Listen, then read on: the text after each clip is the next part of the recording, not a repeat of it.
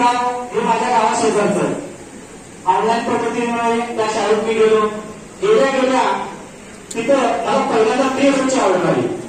बेरोजची आवड म्हटल्यानंतर मी माझ्या पद्धतीने रद्द केली असती, परंतु मी तिथं निगेटिव्ह विचार न करता एक पॉझिटिव्ह विचार केला की आपण ही ऑर्डर आपण स्वीकारायची आणि आपण चांगल्या शब्दाने पूर्ण करायची.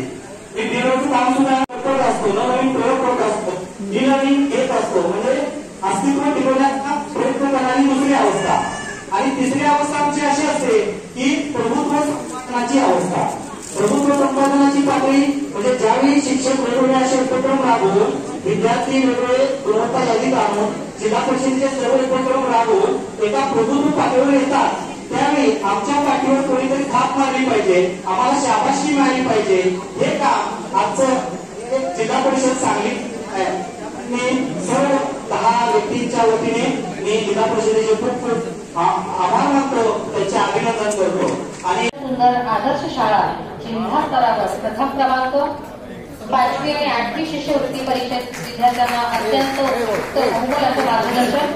नवोदय विद्यालयासाठी 2 विद्यार्थ्यांची निवड झालेली आहे. तानाजी महादेव कोडकर. यानंतर पुढचे सत्कार होते माननीय श्री अप्पासाहेब सुखदेव सौदागर सर, जिल्हा परिषद कन्नड शाळा लंगोटे वस्ती हळ्ळी तालुका जत. श्री अप्पासाहेब सुखदेव सौदागर, जिल्हा परिषद कन्नड शाळा लंगोटे वस्ती हळ्ळी तालुका जत हे मानकरी आहेत. जिल्हा शिक्षक पुरस्काराचे माननीय